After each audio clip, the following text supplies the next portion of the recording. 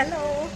இன்னைக்கு என்ன அப்படின்னு பார்த்தீங்கன்னா, ஒரு கல்யாணத்துக்கு உங்களால அந்த பொண்ணு மாப்பிள்ளைய மனசார இவங்க நல்லா இருக்கணும் அப்படின்னு வாழ்த்த முடியும்னா மட்டும் அந்த கல்யாணத்துக்குள்ள போங்க. அப்படி இல்ல நீங்க போறது புரணி பேசுறதுக்கு அப்படின்னா அந்த கல்யாணத்துக்கே போகாதீங்க.